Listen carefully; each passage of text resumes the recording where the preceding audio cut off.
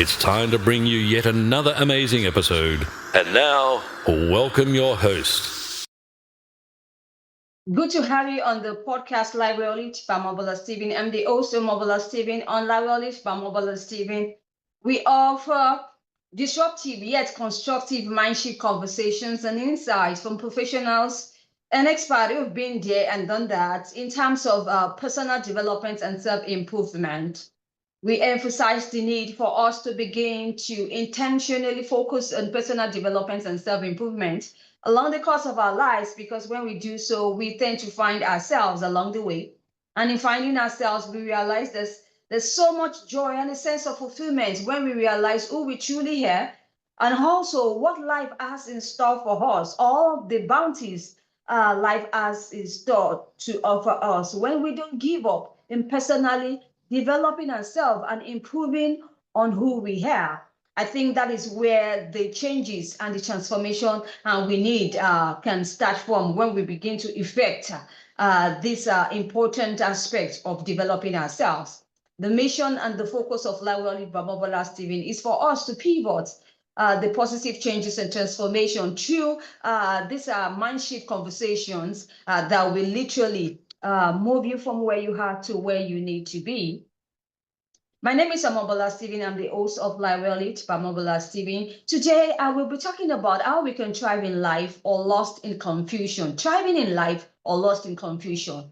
Which way to go? I think that the first pair line will be better off thriving in life rather than to be lost in confusion. I have Larry O Nan, who is the author and consultant for nonprofit boards, on the podcast with me today as we explore on this important topic, especially of personal development and self-improvement. Thank you, Larry O Nan, for joining me on the show. It's great to be with you today. Thank you very much. Great to have you on the show. Yes, your topic this morning of how people sometimes live in confusion and they wonder where they're going. I've worked with many people over the years that are stuck. And the goal is to help them get unstuck, so to speak, so they can live a life that's daily thriving. And I think there's a real way to do that. I'm an example of it. Years ago, I didn't know for sure where I was going and started figuring out a few things. And fortunately, that's helped me to live a life that every day is waking up with a thriving mentality of what is there to do today to help other people. All right. Still talking about thriving, I really want you to share your own perspective about what thriving in life really means to you. Well, I think so many times people think that life is just like a game at an amusement park, bumper cars, where you're just bumping into people and you're just living without any direction and without any focus. And I really feel like there's much more to life than that. So thriving means to me that you wake up in the morning and you say, God, what do you want me to do today? What is in store for me to do to help somebody else? I think many times people think that life is for them and they're looking for how they can benefit from it.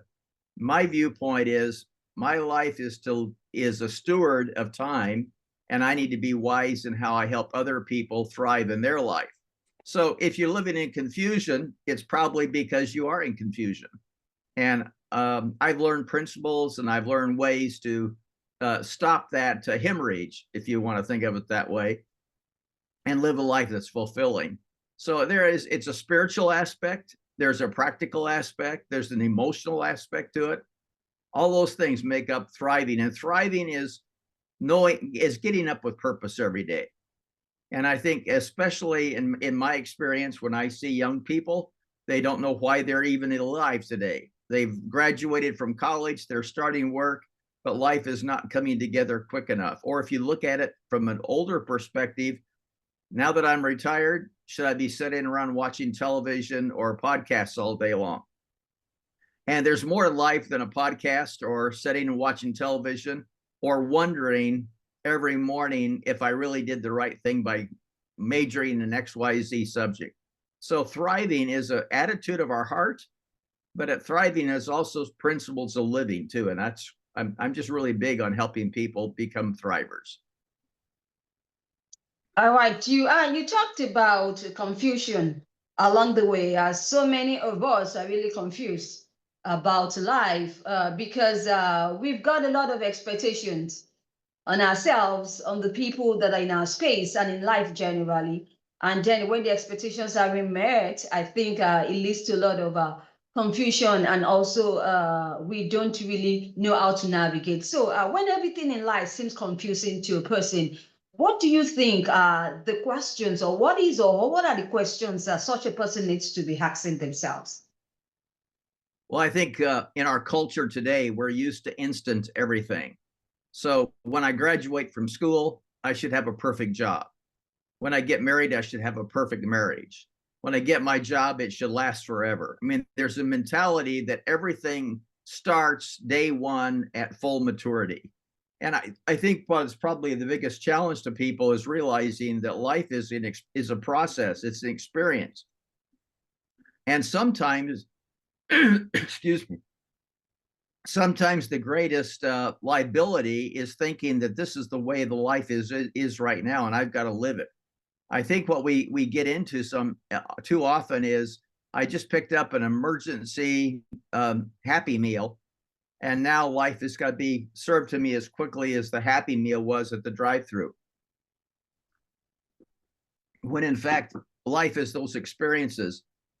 I've probably learned more from surprises and misdirections in my life than I have just from coasting and living life. And so I see even the interruptions, whether it's health or a loss of a job or a change in direction, those are things that help us grow. And if we see them as negatives and we're sidelined on those things, we're not going to grow. But if we see those experiences as a way to flex my muscle and grow, then we're going to be okay. We're going to start growing. Excuse me there. I've got a little raspy throat right all of a sudden on you. But I do, it's a matter of realizing that life is an experience. And what happens today may be preparing you for something that's going to be down the way years later, whatever those circumstances might be. So life is to be lived, not life is not today. Life is a longer journey than just living today.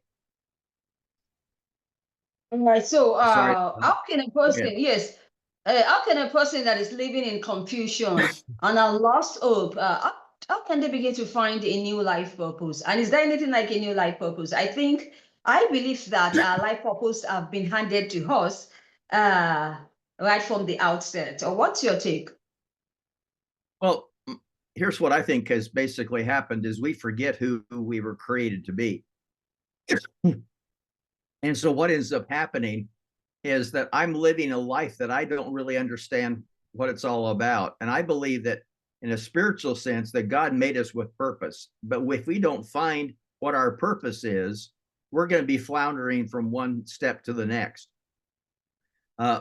Over the years, I've run into people many times that they want to get something done. They've got a goal in life, but then they get caught up with what I call the tyranny of the urgent.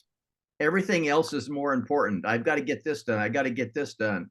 I talked to a president of an organization a couple of weeks ago, and he really wants my help on some of my expertise in fund development. But he commented, well, Larry, I can't do that for at least 3 months because I'm dealing with these other issues. Well, the issues are important. I'm not saying they aren't, but he might be able to delegate those issues to somebody else, because right now his goal and what he needs to do is being deferred because he's caught in the tyranny of the urgent. You know, you might wake up and think, today I'm going to accomplish these 3 goals in my life. I've got to get these things done. And the tyranny of the urgent means at the end of the day, you never got close to doing what you thought you would do. And then that frustrates you because now you're feeling, I failed. I think many times we've got to say, we've got to identify what is really important to our life and what's a disruption to our life. And then the word intentional is very important there, because it means I've got to make some decisions. And I'm going to choose not to do certain things in order to do something else. So I think that the tyranny of the urgent drives people to do things they don't want to do. And I think the forgetting why they were here and what they're trying to accomplish today stops people. When I wrote the book, Intentional Living and Giving, I was really outlining how people can get off of this track of not knowing what their purpose is and not knowing how to fulfill life abundantly. There's an old scripture that says that I've come that they might have life and have it abundantly. And that was Jesus speaking. And what he was talking about is not just something in the future. He was talking about abundant life today, an experience today that gives you meaning and purpose and helps other people. So we've got to sometimes to say, I'm not going to do something and I'm going to put it aside because this thing that I'm working on is more important. And sometimes what you're working on today is really not what your goal life is about and how you're helping people. This morning I woke up, got on my internet, and one of my banks needs to have me do something immediately because something wasn't paid. That's the tyranny of the urgent. And I've got to decide, do I get on a podcast with you or do I deal with my bank? Well, I can deal with my bank later. Something's gone wrong in the banking system and they want me to deal with it. But life is full of those kind of experiences. So we got to be very cautious that today I need to be looking to what is important to my outcome, not just responding to the circumstances of what's coming at me. That's one thing, is just to be very conscious about that. I think another thing that's important is for people to realize they need to identify what their real strengths are in life and then live in their area of strengths. There are certain things that you would never ask me to do if you knew me well, because those things are not in my strength category. And I've got to know those things well enough to say, no, you don't want me helping you do that. Let me illustrate it this way. If you said, Larry, I need to have you work on our finances, and you're from an accounting background and I'm not, I cannot help you well in the area of taxes and accounting and stuff like that. That doesn't mean I can't do my own work. But if I'm going to do that work and help you, it's going to simply cause me to be exhausted. I'm going to be tired and frustrated all day long. But if you ask me to help you in an area of my strength, I'm energized by helping in that area. But if I do not know what my strengths are, I'm going to end up trying to do something that's not in my strength. I'm a very big believer in Strength Finder, put out by the Clifton organization. And it helps a person really identify where their strengths are, and they can start to live in their strengths, not live in their weaknesses. So I think it's important for a person to have that kind of a perspective in life, if you want to think about it.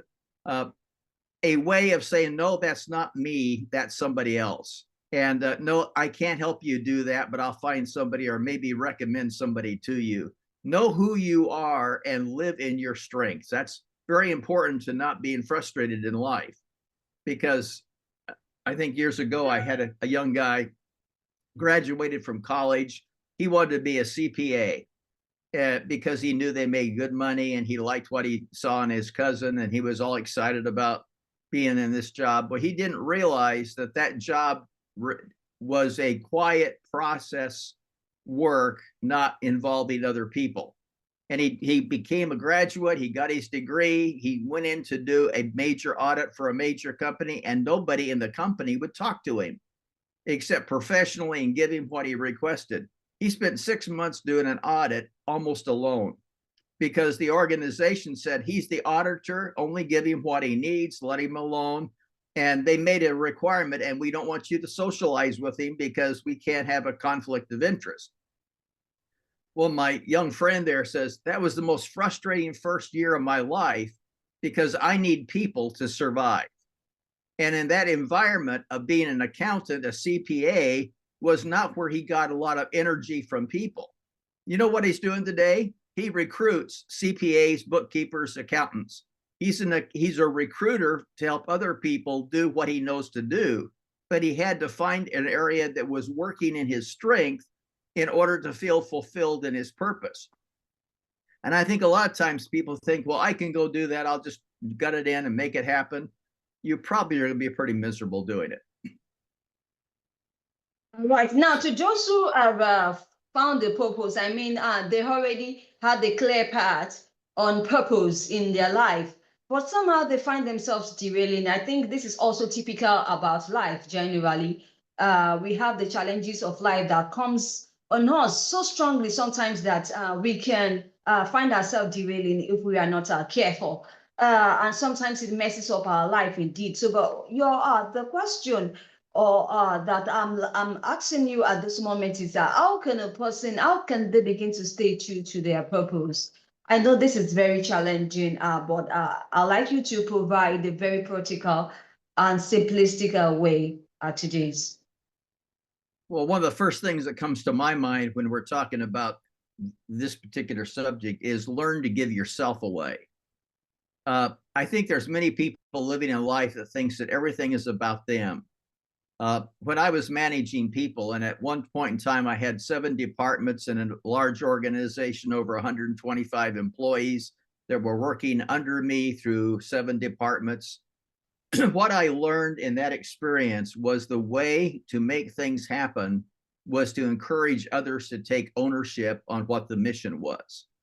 My job was not to do it. My job was to encourage others to do what they needed to do well. As an example, when the book I wrote, Giving Yourself Away, years ago, and then Intentional Living and Giving, people say, well, you're the author of the book. Well, I'm the author in the sense that I put pen and paper together. I structured a book. But the content came because there was a team working on the concepts. And those team members had as much ownership in what we were doing, the research we were doing, the outcome as I did. And they feel to this day that they own the content of what this is all about because they got really embraced in it and they began to own it. And as long as people own their own vision of what you're doing, they're going to help you get there. I think it's not about me telling them what to do. It's helping them apply their skills, their capacity to what is going on. I'm fulfilled when other people are happy in doing their jobs. And it's not that I'm better at something. I'm just maybe an encourager that helps make it happen. Over the years, I've done a lot of consulting, I've done coaching, I've done mentoring. And in one part of the world in Europe, I believe it is, they call me the great grandfather of what they do over there in this particular skill package. Why? Because they want me to meet my great great grandchildren, the ones that they taught to teach others also. And we own it together. So it's fun to meet these people that I've never met before that are still doing what we all think is common, but it's because the individuals that I mentored are mentoring other people to think the same way. You multiply yourself by getting other people to believe what you believe and getting them to own the outcome like you do. So a good leader and a person with purpose is saying, how can I help not just a person eat today, but how can I teach him and help him be a thriver to help others do that also? I think there's a real important aspect here of giving what you know you can do well to other people and letting them own your outcome. Everything I've done in life is because other people joined me in it and started to believe in what I was helping them do. And the reward I get out of it and the purpose I get is it multiplies. So it's just not me going to do something. It's not me becoming a hard boss. There's some times when a leader's got to make hard decisions. I understand that. A few years ago, I had to release somebody from a job, and I knew as a result of that friendship that I had, the change of saying, I'm sorry, we cannot use you in this job anymore, was going to forever change my relationship with that person.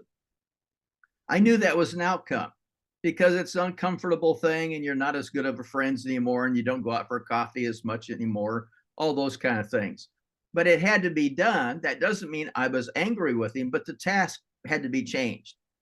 And I think sometimes how we approach those kind of things makes a big difference in even how I look at life. And so I encourage people to be thinking about, okay, even tough things in life can be done gently and well to where you're thanked.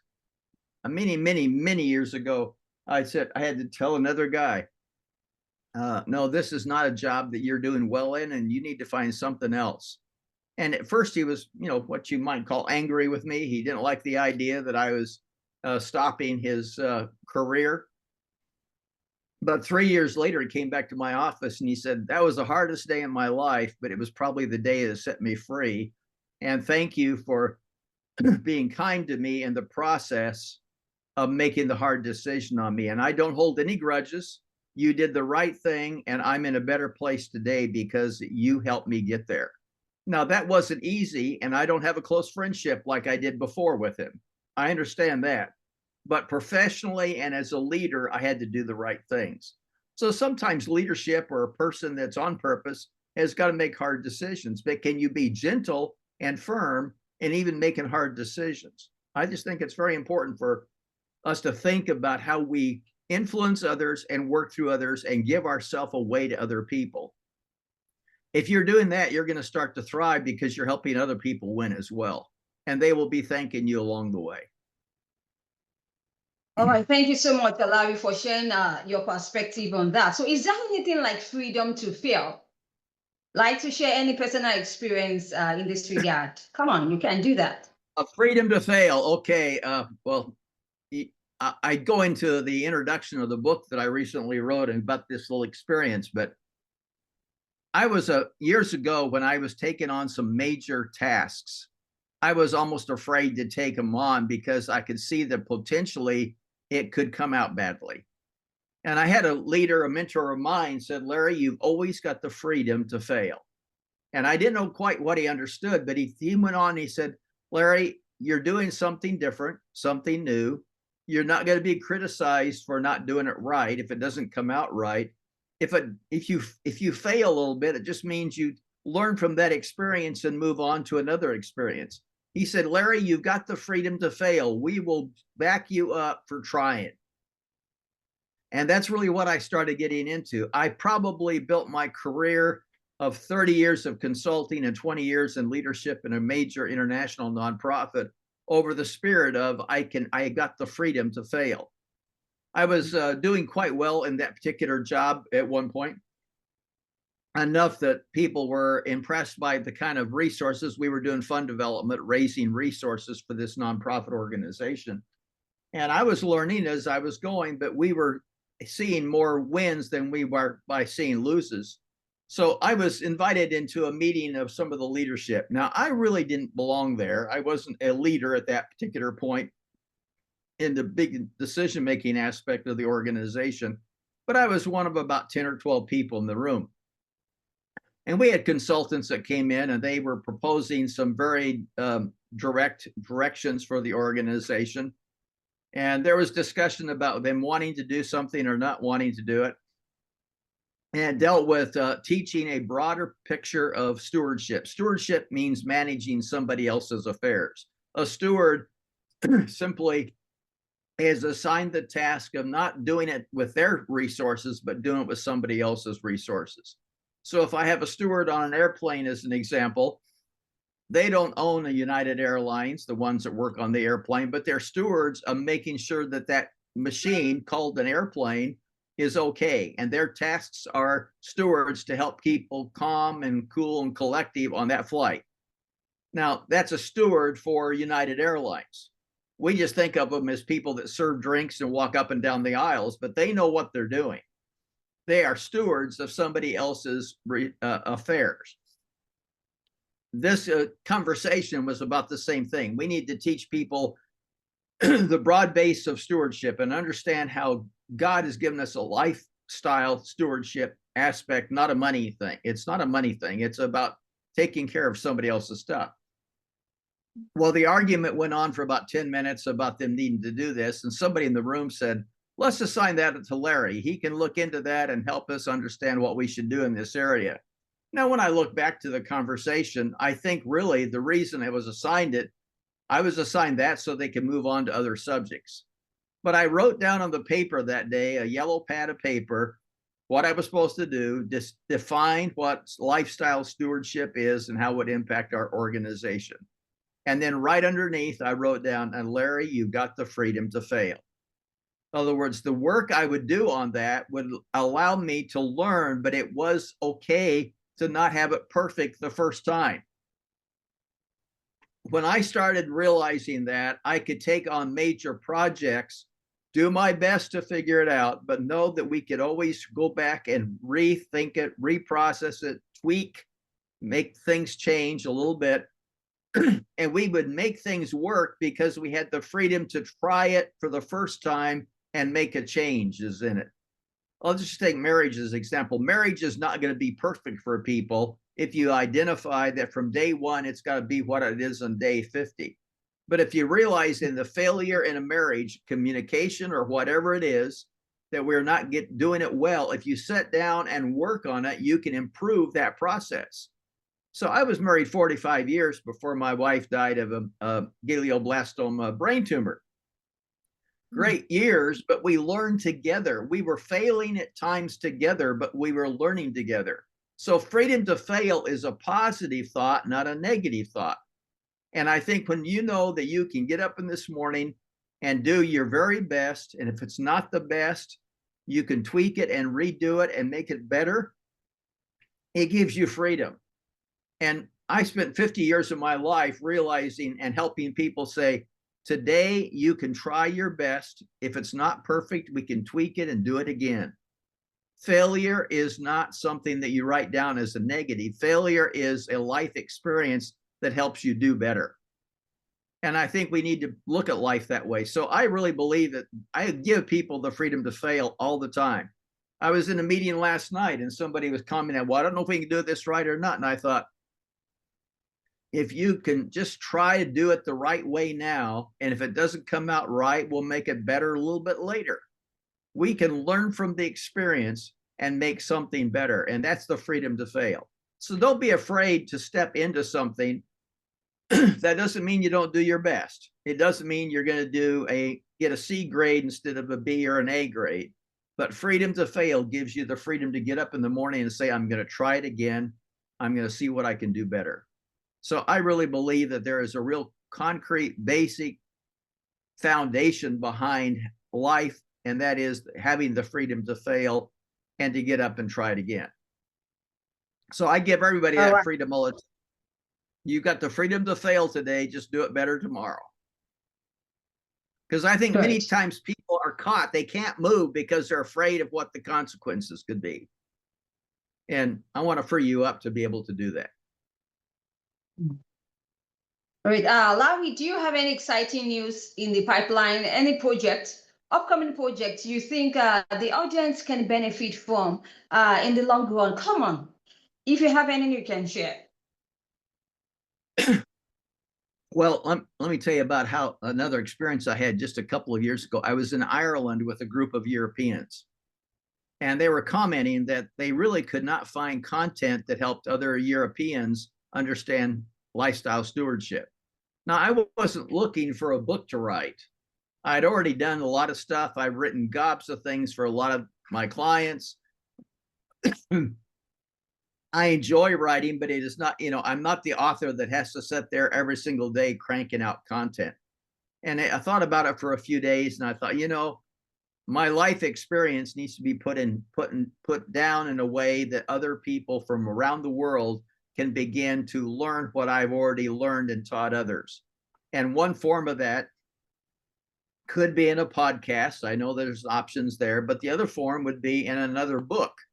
And so I wrote Intentional Living and Giving to help people learn what I'd learned for 50 years. Now, and stepping into that, now that means I've got to help get market the book, get it out there, get people talking about it. Not because I just want the book sold, but because I think the content is very important. So I'm doing that. I also serve on 4 different nonprofit boards. 2 of them I chair the boards because I really believe in the causes behind those. So I'm doing that. I'm a grandfather. I've got 6 grandkids. I've got a 23-year-old that's a graduate from college, and I've got a 4th grader. So my span is a 4th grade boy that's learning to live and bump into his own friends. And on the other side, a kid that's trying to figure out where to go to graduate school and continue his degree and move toward his doctorate. Now, when you have that span, and in the middle of that, I've got a Downs granddaughter. So how do you work with every one of those kids in a different way to be meaningful in their life, because my role in that little corner of the world, my 6 grandkids, is to pass on what I believe and the values I believe to them. I'm thriving. I know that. I wake up every day saying, God, what's on dock for a day that you want me to influence the lives of others? But I want 6 grandkids to also wake up believing that they too can pass on what they hear from me, my role model, my life. So I put a lot of time in. Today, I'm taking 2 of those grandkids to see a play this evening. Now I got season tickets for a show, a whole season of theater. And I've decided for 24, 25, that particular time, every time a new show comes out, 1 or 2 grandkids are going with me, and we're going to have a night at the theater. And so I got 2 of the kids coming with me tonight. Yeah, it's going to be a fun show, but it's me bonding and relating to my kids. You see, everybody needs to say, what can I do to influence the lives of other people? Mm-hmm. See, and basically it's very simple. God says, okay, I own it all anyway. This is my spiritual perspective on it. God owns it all, and he's a giver. He does not give me things completely over. He entrusts me with things. That's where I become a steward. It's not my stuff. I have a car, but I don't have a car, because who owns the car? Really, God owns the car. I'm just driving it and have stewardship responsibility. Now, God also wants me to learn how to give, because he's a giver. He wants me to learn how to ask, because he wants me to be dependent on other people. He wants me to understand the principles of the harvest. A farmer does not work on the harvest all season long. He works on the growth of the harvest so that he can benefit from the harvest. So the basic principles of life, if I could pass those on to other people, I know that if they catch the principles, they're going to start thriving. If they're caught in despair and confusion, it's because they're not too sure who they really are. So even in what I do in life is, how can I get as many people as I can today to start to connect with the concepts that let them have a life of thriving? That's why the book was written in the first place, was just to help as one expression of how to do that. Now, I do that in other ways as well, but my life is around helping you become a thriver. And I know that by the nature of life and the confusion we have, that we mostly live in despair, and we're hyperventilating every day by what happens around us. Our culture, the news, everything that we see and hear is on the negative side. And pretty soon we start thinking negatively, and we start living in despair because of sound bites. I don't want us to live that way. Sound bites are, it's interesting. I was in Europe for 2 weeks, about 2 weeks ago. When I came back to the US, and I was not watching news on my trip, I was busy doing a lot of other things. I didn't miss any news in 2 weeks. The news was almost exactly the same content 2 weeks later as it was when I left the United States to go to Europe. What was happening? News was putting us all under stress, but for 2 weeks I didn't have the stress, and I came back and nothing had changed.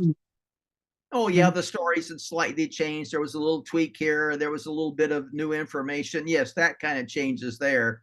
But life is full of desperation, and it gets us to think desperate. And we need to manage our life to where we're saying, God, today, what can I do to fulfill what you called me to do? And I'm going to ignore a lot of the garbage and the noise around me. And I want to thrive because you want me to thrive. I was designed to thrive. How can I effectively do that? So, that's the essence of my life. And so, I'm in the 80s now, and people say, well, you're going strong. What's going on? I said, well, I've still got time left to help other people thrive. So that's Thank you so much, Larry. Sure. Can you share your social media handles and your website? We can connect and learn more about well, if anybody wants the book is called Intentional Living and Giving. And you can go on to Barnes & Noble, you can go on to Amazon, wherever you want to look at wherever you buy your favorite book. Intentional Living and Giving is the name of the book. But if you want to connect with me personally, see my, I do a little bit of blogging over there. If you want a signed copy of the book, you can always go to LarryOnan.com. LarryOnan.com. ONAN is the last name. And you just type that in and you'll come into my website and you can learn more about me there. But I encourage people not to live in confusion and despair. There's no reason for it. You've just got to find the right tools and the right help to move you from that side of the coin to a coin of purpose and direction. So I'm all for helping people. If I can help you, I want to help you with what I've already done. Thank you so much, Larry O Nan. You're an author and consultant for nonprofit boards. It's really been a worthwhile time. And also transformational discussion we had on today's show, especially on thriving in life or lost in confusion. We would rather prefer to thrive in life because that is where our true fulfillment lies. Thank you for all that you have shared on this show, especially your own professional experience and also your personal journey to buttress at this point. From the bottom of my heart, on behalf of the audience of the podcast, Library by Omobola Stephen, we sincerely wish you best of luck in this book project that you have and all the subsequent projects that you will be embarking upon, Larry. Thank you very much. It's been fun to be with you today. Blessings on you and your audience. Sure, blessings on you too. Now, if you'd like to catch up with any missed episodes of the podcast, you can do so on any podcast distribution platforms. Just search for Library by Omobola Stephen on Google. Here you go. You can have a great time as you listen to profound insight from expert professionals who've been there and done that, all about self-improving ourselves and also personally developing ourselves in order for us to be who we are truly meant to be. Thank you once again for joining me on the show. I am Omobola Stephen, and I always need you to stay safe. I talk to you soon. Thank you once again, Larry O Nan. We really had a great and worthwhile time having this discussion. Thank you much. Blessings. Bye-bye. Sure. Okay. If you enjoyed today's episode, make sure you subscribe and leave us a review.